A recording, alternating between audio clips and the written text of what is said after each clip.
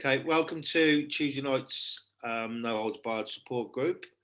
Here is Matt and Cherry, and tonight we're going to talk about the differences between the adult mental health first aid course and the youth mental health first aid course. We were just having a sort of a bit of a chat offline, just with me, and I noticed picking my little boy up from school the other day, and you just get a bit of a sobering thought, and you think from this pandemic and what's been going on, there's going to be so much fallout for the kids, I think. And I think if I didn't know it, if I hadn't trained in it, as a parent, it's something I'd really want to know about. But maybe some of the questions we might want to address in this is, would our parents too scared to know about this stuff, I suppose? And I'm probably not saying that well, but sometimes once you're aware of a problem, you've got to tackle it, haven't you? And that's not something that a lot of people are ready to do. But at least if we was able to teach them the language on the course and the signs and symptoms, avenues of help, then maybe it wouldn't be such a scary prospect. Hmm. So, as ever, I'll try and share my screen and start off with a little reading. Would somebody else like to read it? Do it, mate. Children get sad. Children feel bad. Children sometimes think they are going mad. Children get stressed. Children get depressed. Children sometimes think their lives are a mess. Child's mental health is more important than any school grade. It's up to us to give them the courage to speak up and not be afraid. What do you think about that? Powerful, isn't it? Mm. Mm. Yeah. I think we trivialise kids' feelings sometimes, and I think we forget how it was when being in their shoes. You know.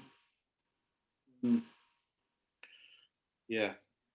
I know. I think kids are they're more happy now to maybe talk about the mental health because it's getting better known. But it's hard as an adult when you can articulate your feelings and sort of talk about stuff.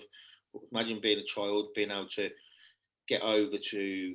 I mean, even as a child, you have. I don't know. Is this relevant? But we have a very much different active imagination, don't we? And we see things differently.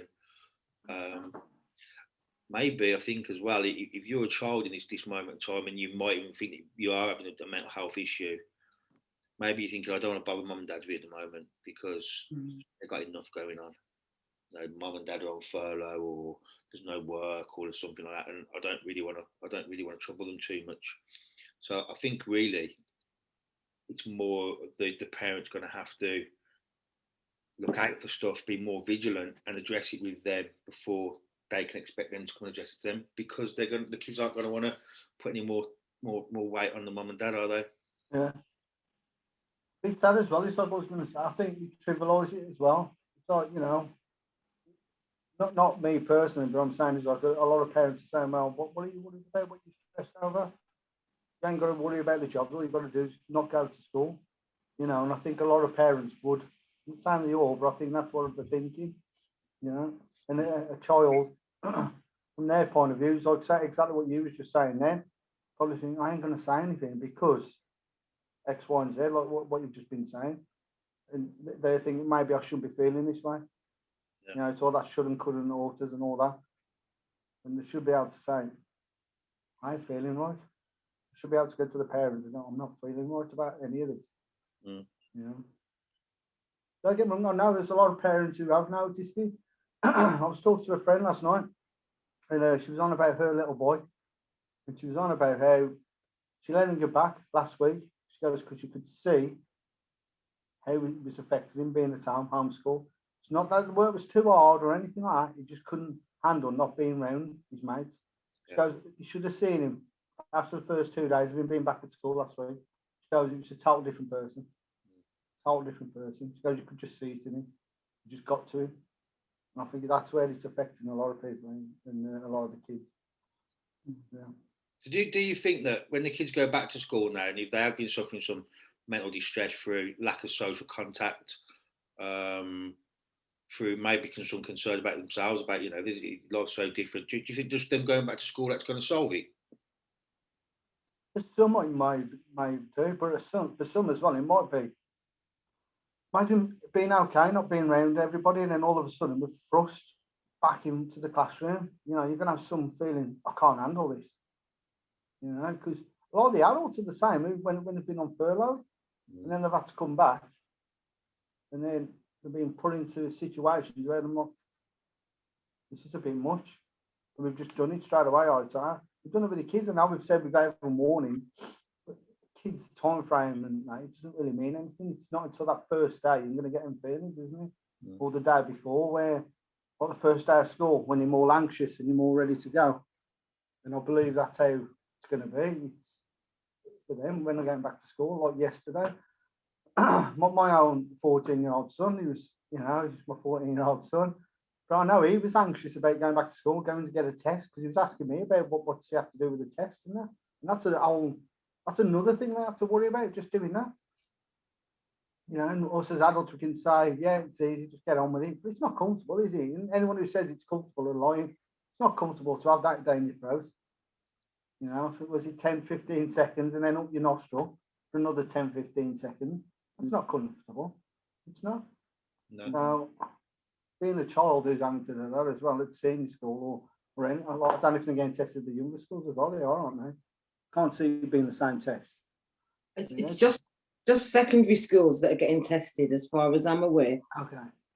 But I suppose the thing that comes to mind for me is that there's a point at which all of those feelings that are on that kind of poem that you read out, when kids feel them, they're okay with feeling them. So, they get sad, they get mad, they have a major meltdown, and then 2 minutes later, they're perfectly all right. And they're not thinking about that they were just sad and that they were just mad.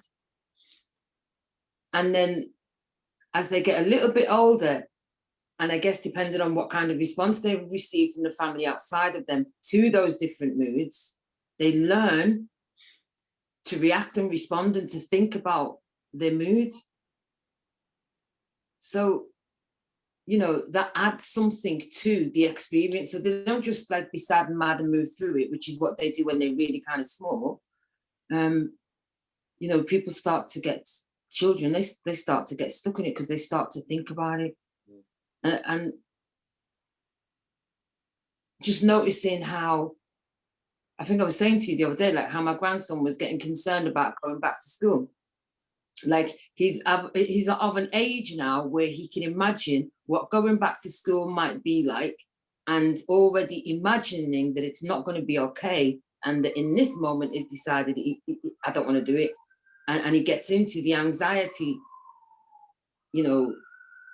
right now, and he's just 5.5, isn't it?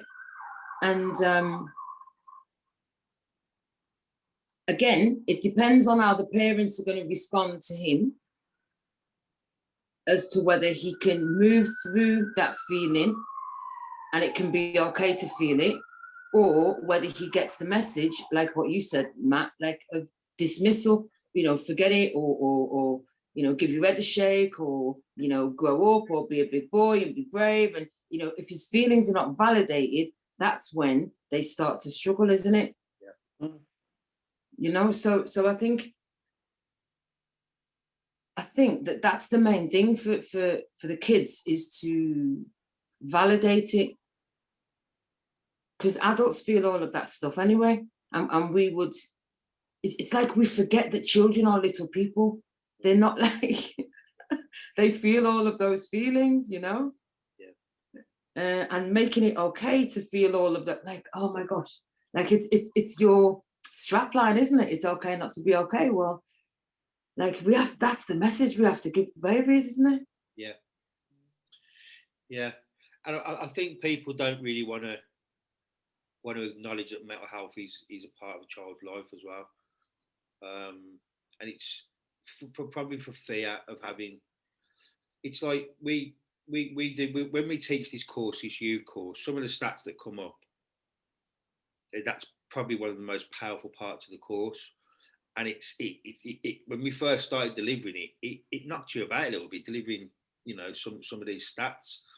You know, the amount of sessions on Childline that are used, you know, there's a lot that goes on out there that we don't want to look at sometimes, and I think it's sometimes a little bit like, as long as our little thing's okay, then we're all right. Do you know what I mean? But I mean, some of the stats, for instance, 10% of children and young people have a clinically diagnosable mental health issue.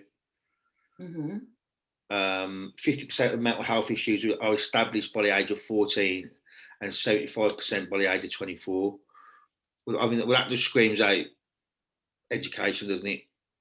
Because if people are educated on how to spot the signs and symptoms, early intervention is key, because that allows you to be able to address it before it becomes more ingrained and becomes more of a part of a person. Do you know what I mean?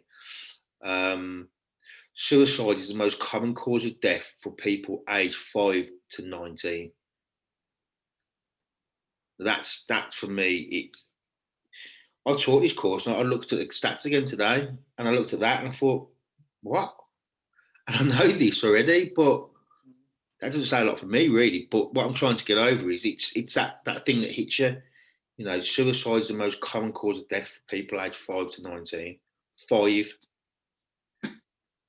That's scary in itself.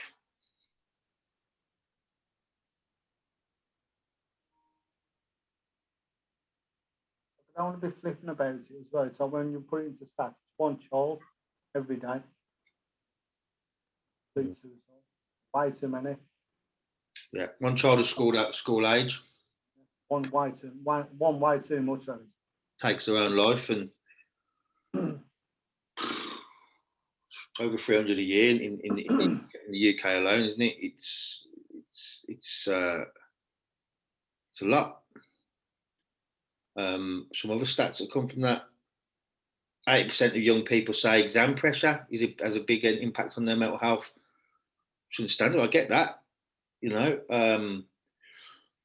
another one.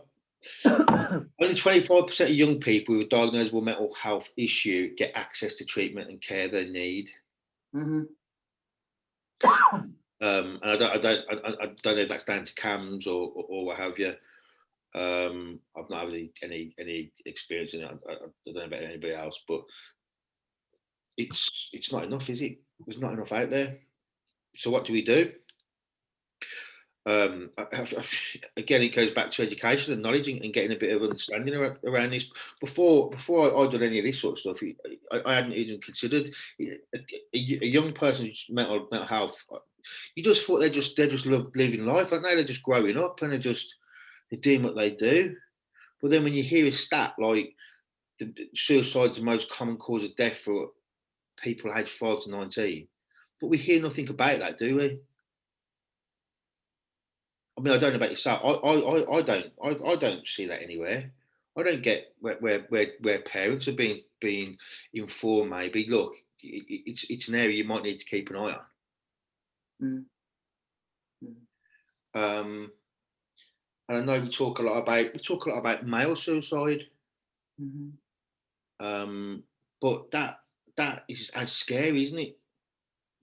That's as scary. Imagine that child, a child of between 5 and 19, being in such a place where they don't want to live the life they're living anymore, and they don't feel there's anyone they can talk to. But maybe if that conversation had been a little bit easy to approach in the household, that couple of days learning might have prevented that from happening. I think there's something. I think there's something more fundamental, and so the whole of the mental health, mental illness conversation, mental well-being conversation, like needs to be happening much earlier, doesn't it? And even how things are structured and set up, needs to be fostering good mental health or supporting good mental health or supporting mental well-being. But if you teach a small child that they're learning for the purpose of, you know, hitting a target in an exam, and that if they don't hit the target on that exam, that this is really important, and it's, you know, it matters so much about what's going to happen next. And if you don't get the right grades, then you're not going to be able to go to this best school. And if you don't get the grades, then you won't, you know, it's the adults that pile on the pressure, isn't it? And it's the system that we're living in that's kind of lending itself to that, you know, that makes some of these concerns that children have a big deal. Like, we're the adults around, aren't we? So there's two strands really that kind of come to mind as you're talking. And one is about the education of adults in mental health and mental illness, and what the differences are and what supports one, and how you can maybe be about preventing, you know. And then there's the whole other conversation about how does the very way that we educate and socialize our kids almost funnel them into a route whereby they feel stuck and pressured and overwhelmed and unable to get support.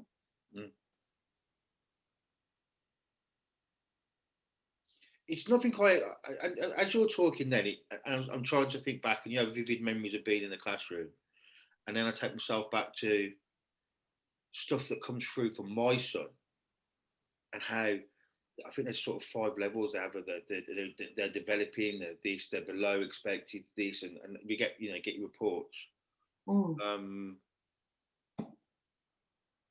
I never experienced that pressure. I never had that. No, my son's 7, and we get reports about, and I understand it's because the government probably want it to be more quantifiable, so they can say what levels he hitting, what is he good at, what is he not good at. And I understand the importance of that knowledge, but at one point, you know, and I'm sure she wouldn't mind me saying it, at one point, my wife was really concerned that he wasn't developing the way he should be. He wasn't reading the way he should be. Yeah. And we actually sat, my son, when he was about 3 or 4, when he first went into school, we went and saw an educational professional, and he was sitting there playing with bits of toys and stuff. And she sat there and she went, "Well, I'm just going to let you know, your son is severely developmentally retarded." And we was like, and it knocked us for 6, and we was like, what? And it would have been so easy to have gone and got all the tests done and all that sort of stuff, and labelled him and put him into that. I mean, it was a point where for the 1 year in education, he had to have somebody with him all of the time. He had to have somebody special support with him all the time. And now, I suppose what's coming out of that was what was said in that room the catalyst for us to get him special support, because he's fine now. He's brilliant, you know. He's a great little reader. He's good, you know. He writes. He's great at math. It was just his way. But I think the problem is sometimes we're that quick to put him into a pigeonhole, label them, and that then starts the right. You know, he's on the spectrum. He's this. He's that. And then I think that sometimes you can have the problem that kids start to fulfill that prophecy of becoming a label, or maybe find a reason, because we're all, as human beings, we're very, you know, we make things suit us that go on in the world. And you know, if you want it to be naughty, you can blame it on that. Do you know what I mean? But all I'm saying is, I think the pressure that's put on kids now to perform and hit targets can be counterproductive. Can I ask you, Ian, have you got any, is there any other data that, you know, you've given the data on mental illness and suicide rates amongst young people. Is there any other data that says, like, whether they've got any pre-existing conditions or diagnosed conditions or anything like that comes up with the data as well? in relation to if they've got pre-existing conditions in relation Yeah. to. So for example, select they had like opposition defiance disorder or ADHD, or are there any other indicators around those figures or not? I'm just curious because like I don't know. Not really. I think, as you know as well as me, Shay, I think that the issue now is there's that many disorders out there that it's easy to say they've got a diagnosable mental illness, like you say, oppositional disorder. It's there's that many there that, and because a lot of the professionals want to give it a label, diagnosable disorder.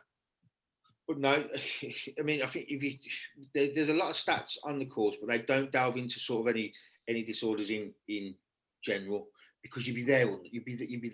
I mean, it's 2 days. You know what I mean? And what we always say is on these courses is there's further reading to do. You go and have a look at DSM, that sort of stuff.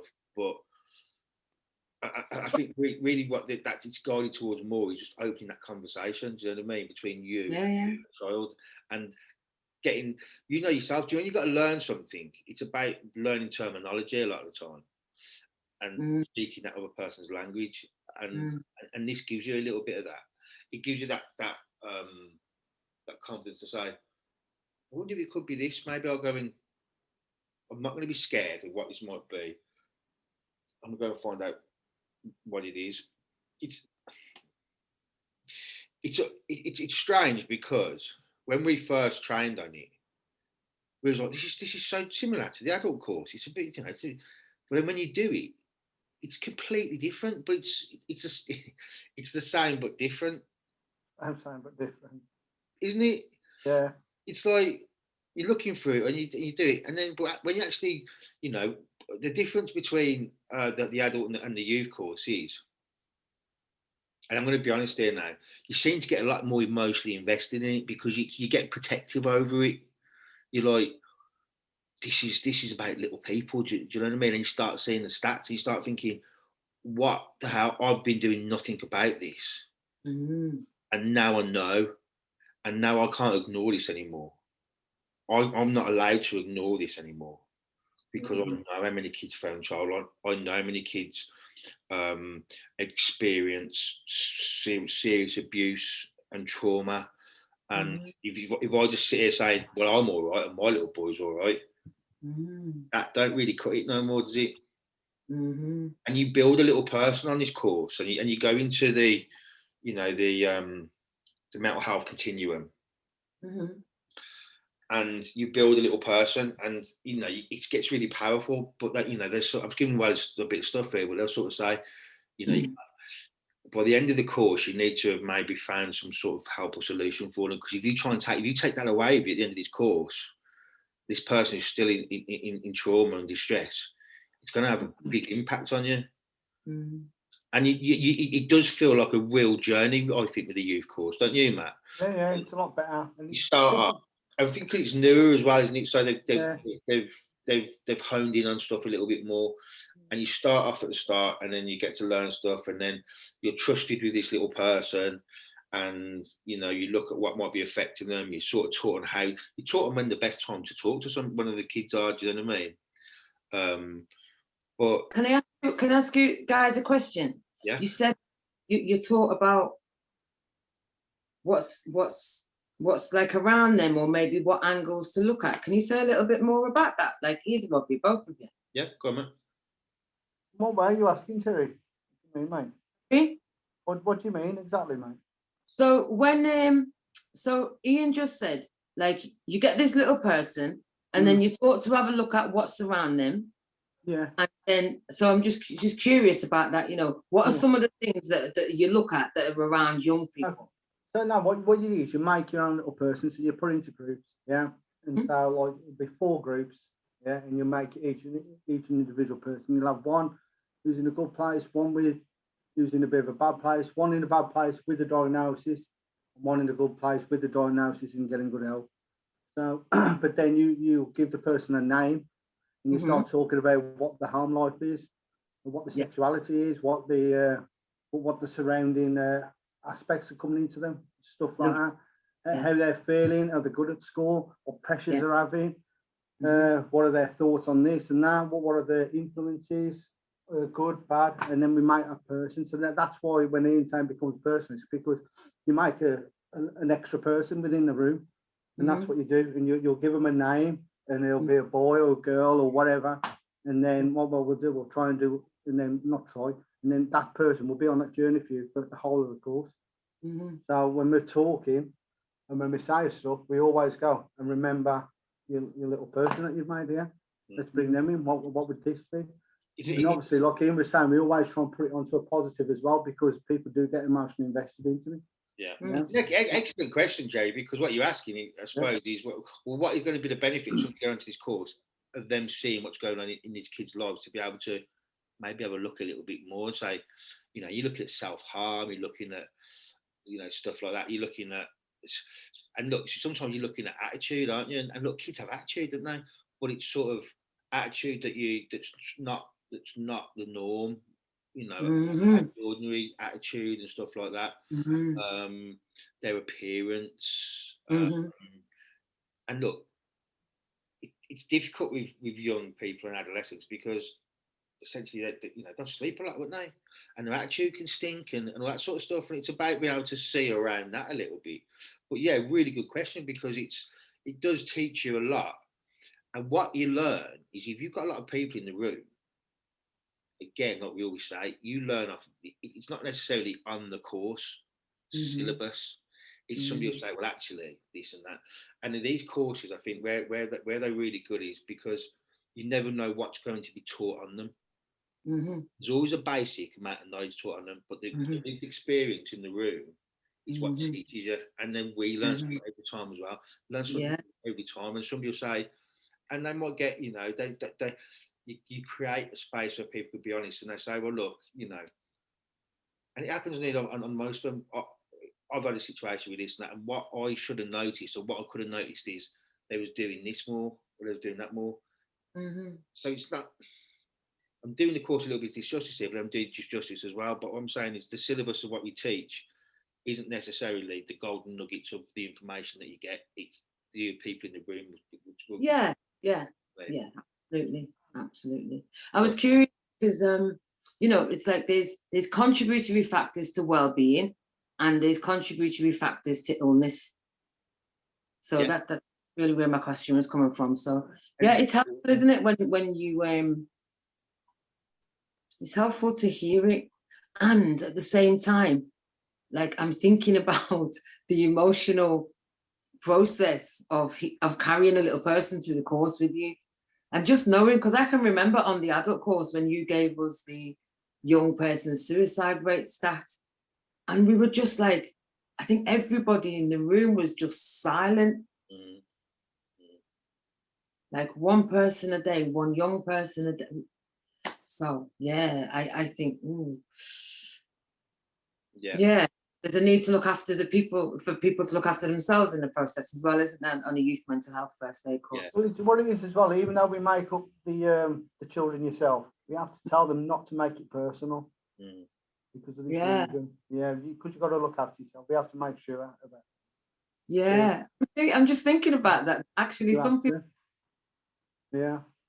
because everybody's got young family members, haven't they?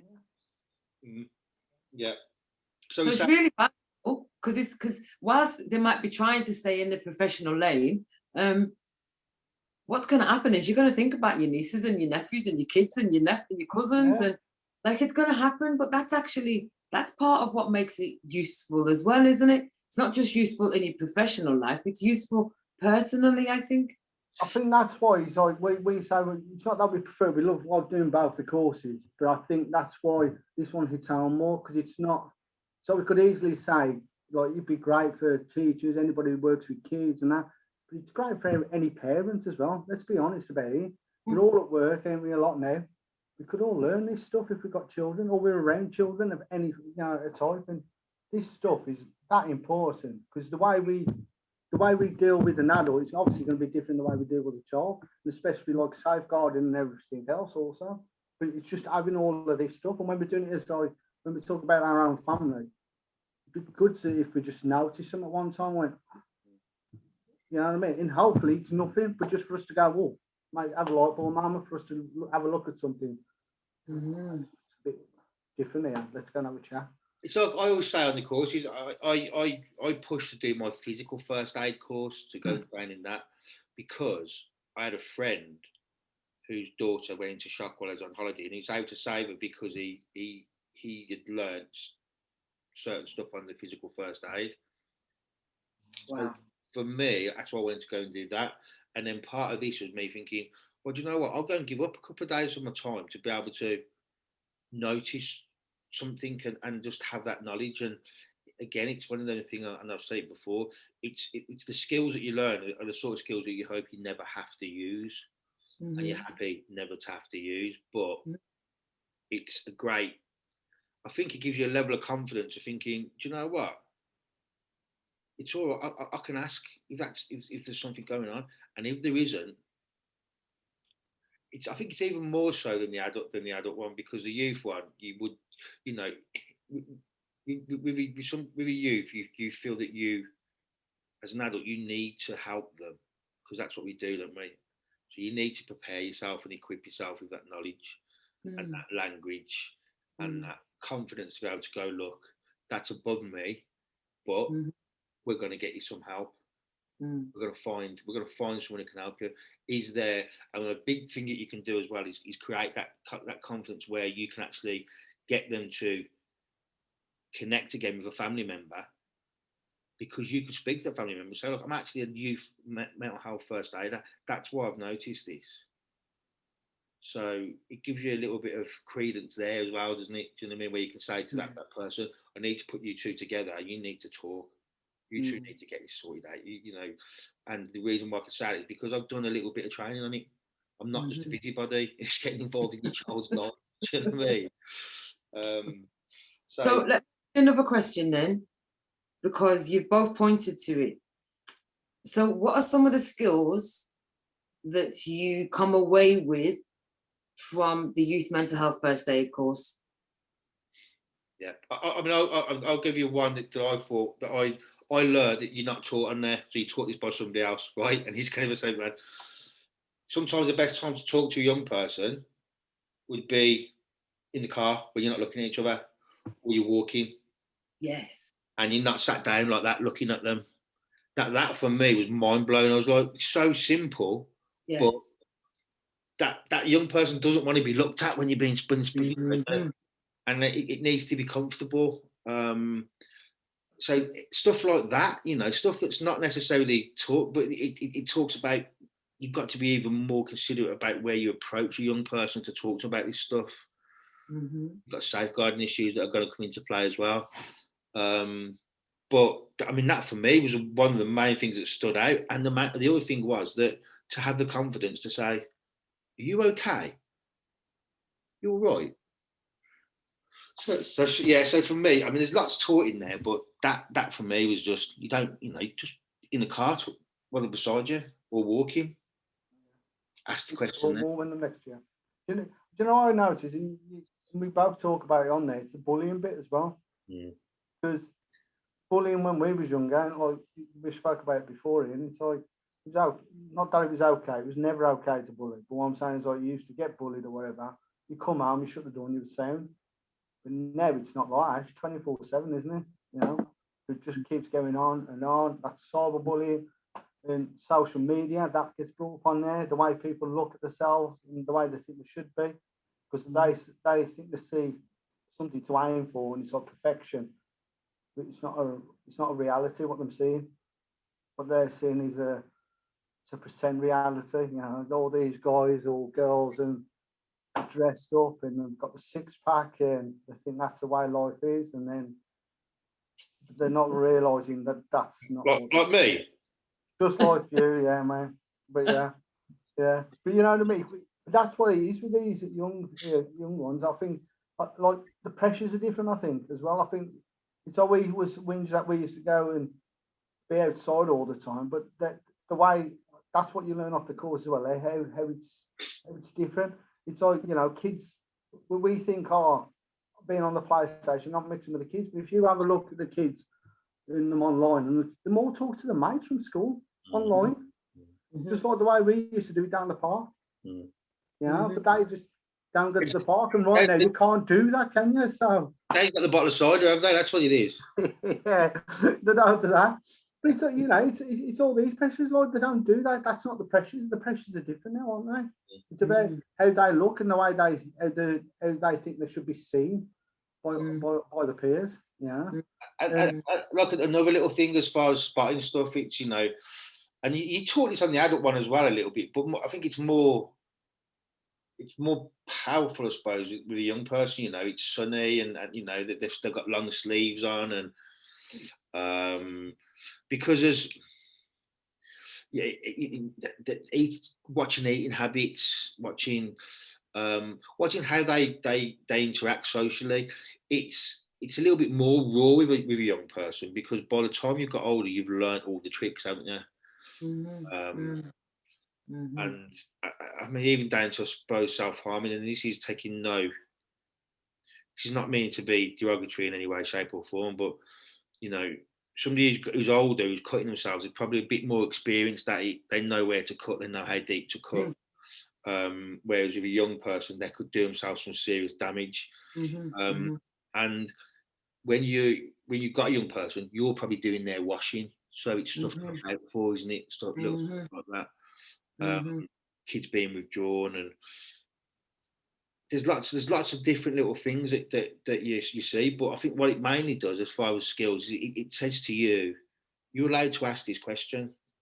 You're allowed to ask, and you know, if they say no, that's fine. That's it. Even better. I'm happy to be wrong.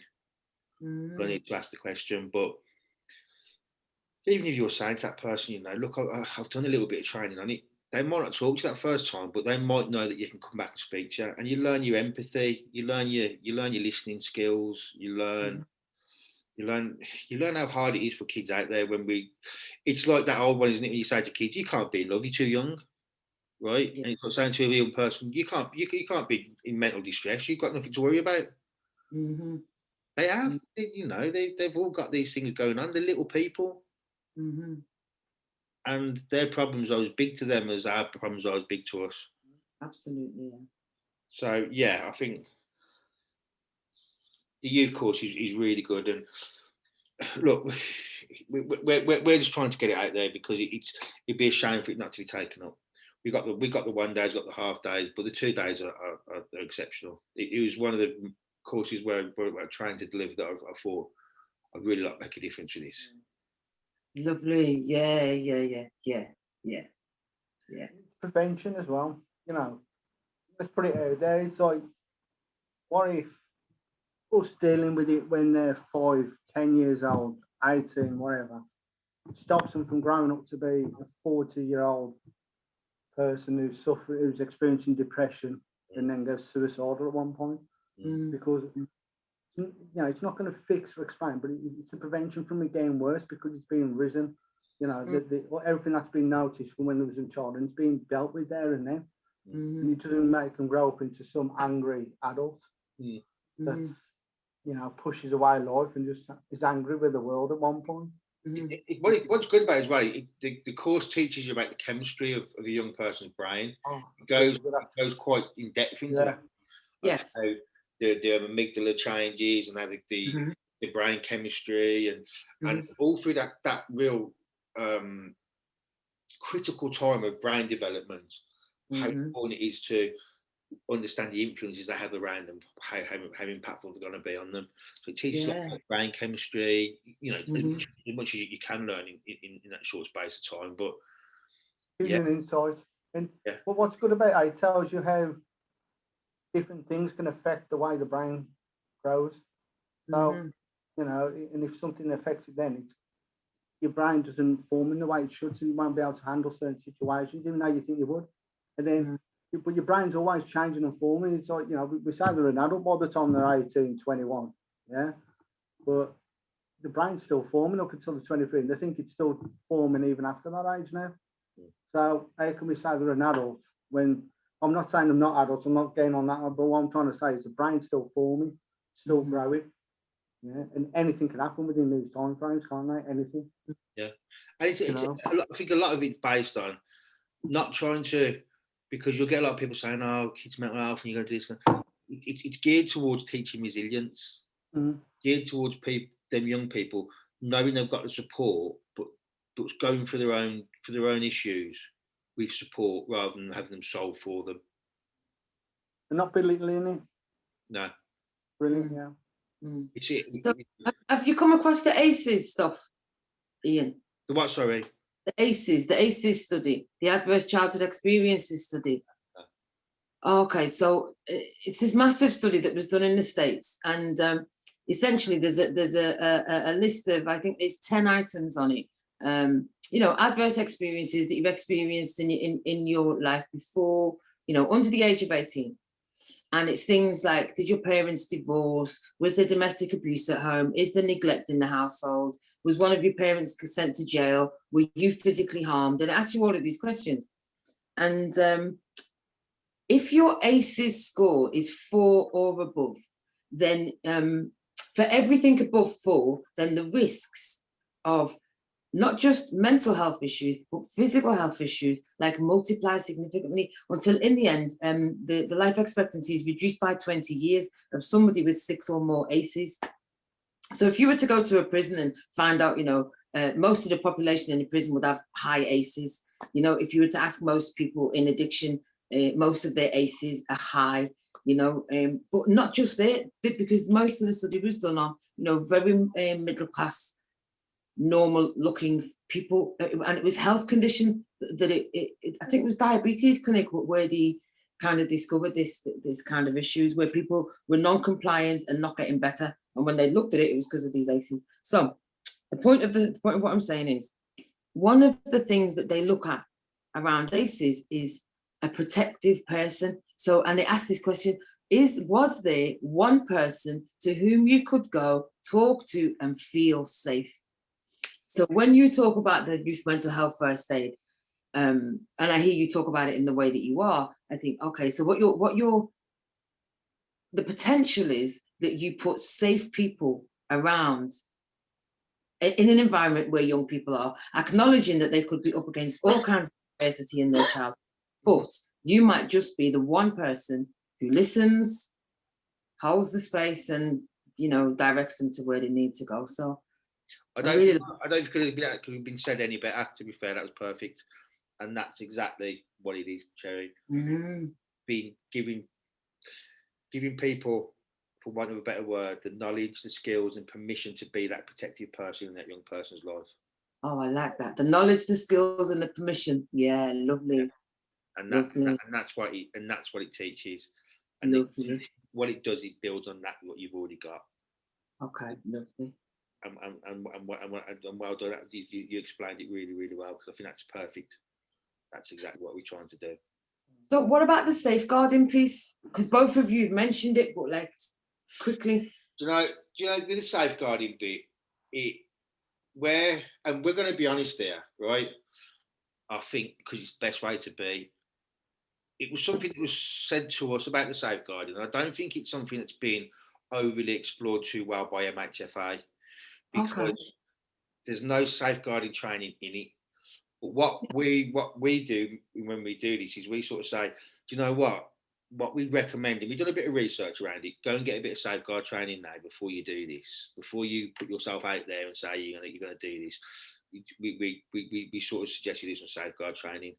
And you get half-day courses, can't you, which would give you a little bit of an idea, Yeah. Where this come from for us was there's a scout leader on one of our courses who worked for Lend-Lease, a big company, and what he said to us was, yeah, but you couldn't sit in a room with a young person on your own and say this sort of stuff, could you? And we was like, well, no, not really. And he's like, but then you've got to build that trust, so you can't have somebody else there taking notes. And we're like, you're completely right. You're absolutely right. And sometimes you've got to admit that, haven't you? And go, do you know what? There's a weakness in this somewhere. And it's not something that we can't incorporate the safeguarding into it because it's not our course. But what we can do is sort of say to people, look, this is where you go to get, look, I think how much was it, Matt, to go online and do it? A tenner. Yeah, some of them do it for free. Some of them do it for free, but Do you know what that's good about that sometimes is some people might come on it and not really, it might not be for them, but that's not a bad experience to go through. This isn't for me. Do you know what I mean? So, but the ones that go, yeah, it is for me. I'm going to spend that half day and that £10 to do the safeguarding training as well, and Yes. makes. Do you know? Do you know what I mean? It's like you're more Yeah. invested in it. Yes. So yeah. I mean, it was a week that's come up for us, and we acknowledged it, and we went and did some research, and we went, okay, we've got to get around this, and it's something that we would say at the end of the course. We don't suggest that you go and sit in a room with anyone, because you've got to protect yourself as well, and the way the world can be sometimes is people who try and help can sometimes get bitten. And it's just a sad state, but that's just the way it is, and you know that let's not go too deep into that. But a bit of safeguard training, I think it proves to yourself that, look, I've got that. You know yourself, Sherry, the training you've done, it's only because you've gone, right, I want to be better at this, and you've gone and done more training, and you've invested your time and money in it.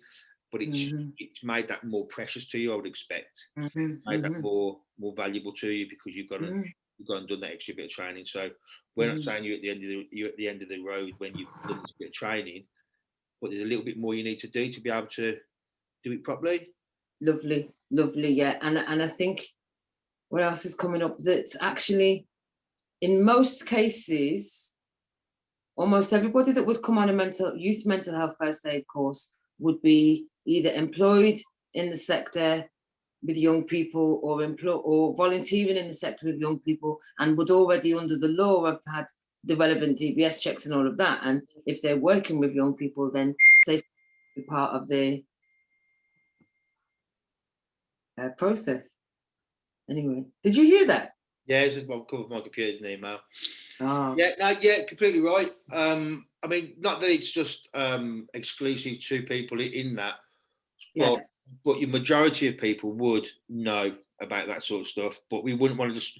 We make a point now that we wouldn't just train people on it and then send them out doing it. We say to them, here's where you go for a bit of safeguarding training. Just protect yourself. So yeah, really good. I've enjoyed this. Any more questions? Yeah, I was thinking about what cohort of people haven't you guys trained that you think actually we really need to go and train those guys? When you think about mental health first aid for young people. Teachers, parents, anybody knows somebody, a young person, that's the people we have on, really. And I'm not being flippant with your question there, Cherry, but I look with this course, even more so than the adult one, and think all parents should have done this. All parents should have done this. All teachers should have done this. And anybody who has any sort of contact with a young person should have done this. What about homes? What about children's homes and stuff like that? Everywhere. Everywhere, yeah. And you know what? Even training young people in this so they can look after each other. Yes. You know Wouldn't that be awesome to have like mental health first aid course, young people? Ambassadors, people who run boxing gyms, people who run football clubs, all people. I mean, the thing about the youth course is we all know a young person, and we're all supposed to be there to be there to support them. So imagine that. I love that, empowering the young people to look after each other. Yeah, that'd be pretty cool. Yeah, it'd be great to get a room full of 16-year-olds on. Okay. Who want to be there, do you know what I mean? And look, do you know what? We've even said it, and I'll say it now. We would happily. You got a room for 10 kids together. We'll train them for nothing. Wow. We're not about setting the world on fire, but we need to get this out there. But get a room full of 10 kids. We'll train them for nothing. Do you know what I mean? Just watch that message spread. Just see what they can do for each other. But yeah, young people. The answer to your question really is we want to train young people to look after young people. When you can get over to them as well that bit about bullying and self-image and body image and all that Mm. sort of stuff, and let them know how really damaging it can be to another person, then flippant comments that they might make, that that stuff that you don't think's really that bad, but that makes them go home and worry about that phone pinging because it could be somebody else saying something really, really nasty. Yeah. Let's let them know the impact of what they're doing. But in answer to your Matt question, if I had a choice, it would be, I don't know about yourself, Matt, but young people. I'd like to train young people in youth mental health. Yeah, man. Like you were saying before, it's just all of them. I think everybody should get these. Because who doesn't know? Not anger, but who knows somebody who's young and uncles, aunties, we all do, don't we? Yeah. Grandparents. I think we should. Yeah, I think we should all get trained in it just to this is what, because I love the adult course, but I love this one more because it's like I said before, it's a prevention, man. We can get there, we can stop it there, or at least guide them to some professional help. Stop from getting worse instead of just festering for the next 10, 15 years and becoming something much, much worse. Mhm. That's my aim, mate. It's like that's what I want to stop. Is that because it happens and it happens a lot. Early intervention, and I think there's some out there that knows that's undiagnosed. The damage that undiagnosed illness can cause, it can become ingrained. It's so much harder to get back from. You can catch it early, you can deal with it early, you've got more chance of helping, haven't you? Set up ways out they can look after it. Let's say they do find out they've got some sort of mental illness, and it's how they can set up ways how to support themselves, get a good support group around them. So when they have dips, it doesn't mean they're dipping on their own. They're not alone. They realise I'm not alone, man. I've got people around me, and that's important. Yes. Because as an adult, we think when things are going wrong that we're alone. Yeah. When you're a youth, it's going to be exactly the same. But imagine that being 5 to 18 to whatever, and you think you're alone at that age. See the thing of me as well. Imagine you're a young person knowing that mum and dad have gone and done a mental health course. I'm thinking, mum and dad are open to this if I need to speak to them about it. Yeah. Do you know what I mean? It's like, you're going to do a mental health course, yeah, why? Because I need to know this stuff. And yeah, I'll tell you what, why don't you come along, or why don't you go on?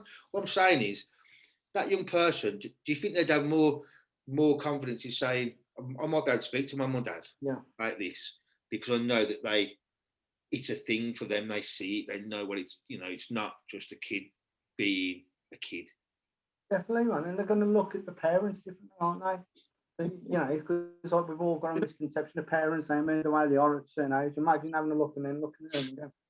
They're growing and evolving into better parents, And I'm not saying that in a nasty way. It's just like you're trying to, because we think the parents are not this and just like them governors ain't knowing to tell you what to do. Then all of a sudden, them doing a course like this, and they're going to go, wow.